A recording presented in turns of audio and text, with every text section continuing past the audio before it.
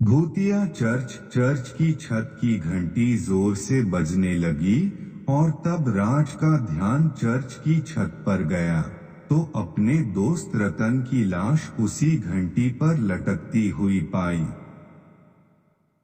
रतन की रहस्यमयी मौत को देख राज के पैरों तले जमीन खसक गई और वो खुद को रतन की मौत का जिम्मेदार समझने लगा।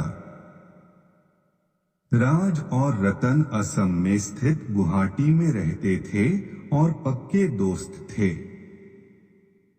एक रात वो दोनों कोई पार्टी से वापस आ रहे थे। रात बहुत हो गई थी और अब उनको घर पहुंचने में बहुत देर हो जाएगी क्योंकि दोनों ने पार्टी में खूब शराब पी ली थी और इस वजह से राज गाड़ी धीरे चला रहा था। रतन यार राज, आज तो पार्टी में बहुत एंजॉय किया, तू गाड़ी चला लेगा ना? या फिर हम किसी होटल में आज रात रह जाते हैं? राज, नहीं रतन, मैं ठीक हूं। एक शॉर्टकट वाला रास्ता पकड़ते हैं, नेहरू पार्क रोड वाला। जल्दी घर पहुंच जाएंगे। रतन, नहीं राज, उस रास्ते से कोई गुजरने की हिम्मत नहीं करता। वो एक हॉन्टेड रास्ता है। राज, मैं यह सब नहीं मानता। एक बार घर पहुंच जाए बस। इससे ज्यादा छोटा रास्ता और कोई इलाके में नहीं है। रतन ने राज को बहुत समझाया। राज एक नास्तिक था, वो भगवान और भूत प्रेत को नहीं मानता था। बातें करते करते दोनों नेहरू पार्क पहुंच जाते हैं। नेहरू पार्क रोड पहुंचते ही रतन की तो जैसे हालत पतली हो रही थी। राज, क्या हुआ रतन? तू इतना डरा हुआ क्यों है? रतन, मैंने कहा था ना कि यहां नहीं आना। तुम बहुत जिद्दी हो राज। राज, तू फिर शुरू हो गया। छोटा सा रास्ता है, अभी कुछ देर में हम घर पहुंच जाएंगे। अचानक चर्च के पास पहुंचते ही उनकी गाड़ी खराब हो गई। चर्च की घंटी बजने की आवाज जोर से आ रही थी। रतन ने समय देखा, रात के 1 बजे थे। चर्च दिखने में एक पुराने खंडर जैसा था। रतन यार, रात के 1 बजे भी चर्च खुला है? अगर हमने शराब नहीं पी होती तो चर्च के अंदर जरूर जाते। राज, यह भगवान ईश्वर सब तुम इंसानों का भ्रम है। एक तो दूर दूर तक तो कोई मैकेनिक नहीं दिख रहा। शायद कोई लिफ्ट मिल जाए तो सही होगा।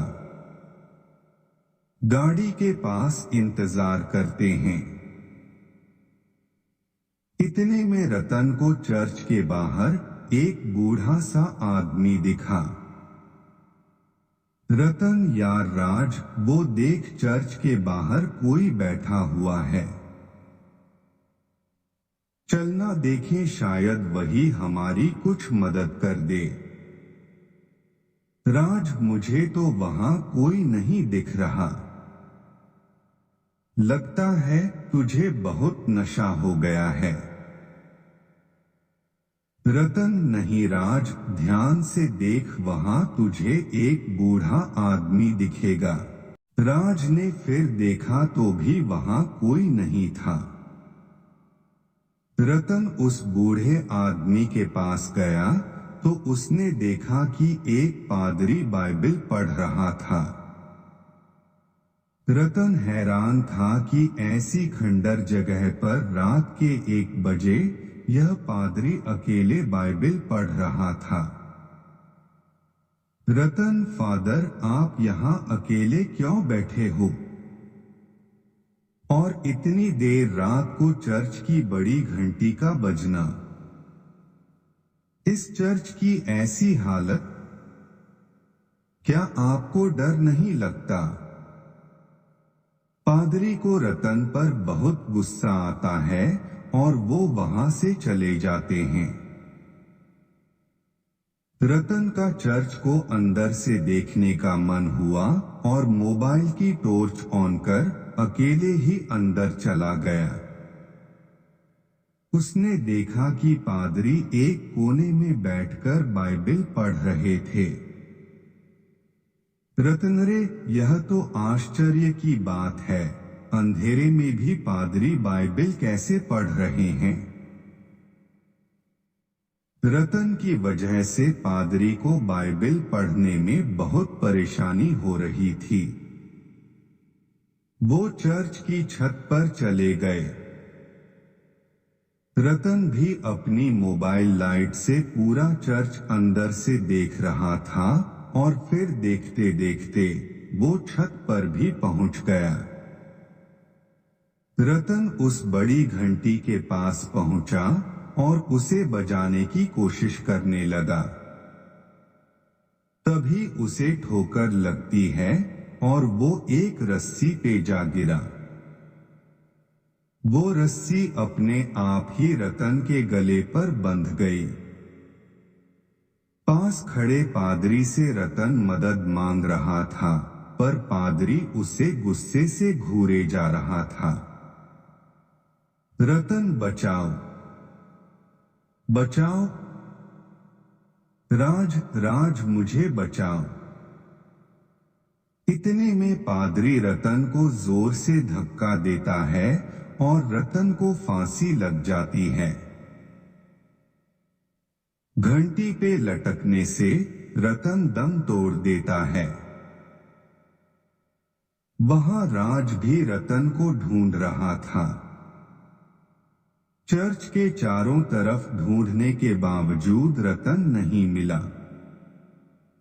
रतन का फोन भी नहीं लग रहा था। चर्च की छत की घंटी जोर से बजने लगी और तब राज का ध्यान चर्च की छत पर गया तो अपने दोस्त रतन की लाश उसी घंटी पर लटकती हुई पाई। रतन की रहस्यमयी मौत को देख राज के पैरों तले जमीन खसक गई और वो खुद को रतन की मौत का जिम्मेदार समझने लगा। राज ने देखा कि रतन की लाश के पास बाइबल पढ़ने की आवाज आ रही थी। इतने में राज को रतन का कॉल आया। राज, रतन, तेरा कॉल, यह सब क्या है? कॉल, राज, मुझे बचाओ, राज, मुझे बचाओ। राज को कुछ समझ नहीं आ रहा था कि ऊपर रतन की लाश और अब उसका कॉल, साथ में उसकी लाश के पास बाइबल पढ़ने की आवाज। राज चर्च की छत पे जाने लगा और इतने में एक ट्रक के गुजरने की आवाज आई। राज ने उस ट्रक को रोका। राज, सुनिए भाई साहब, प्लीज मेरी मदद करो, मेरे दोस्त की लाश वहां चर्च के ऊपर लटकी हुई है। ट्रक ड्राइवर, अरे साहब, आप यहाँ कैसे फंस गए? चलिए यहाँ से, यहाँ बहुत खतरा है। राज, क्या बकवास कर रहे हो? इंसानियत के नाते तो मदद करो। ट्रक ड्राइवर, अगर मैंने आपकी मदद की तो हमारी मदद करने कोई इंसान नहीं आएगा। मैं अभी भी कह रहा हूं, चलिए मेरे साथ। राज हारकर उस ट्रक में बैठ जाता है।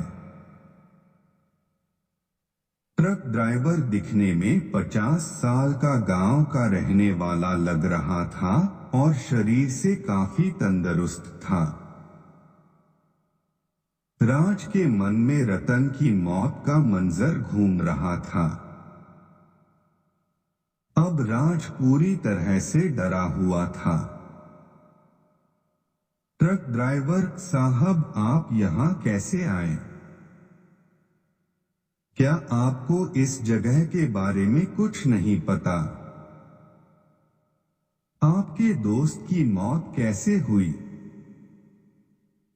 राज ने पूरा किस्सा बताया तो ट्रक ड्राइवर ने उस चर्च का रहस्य बताया।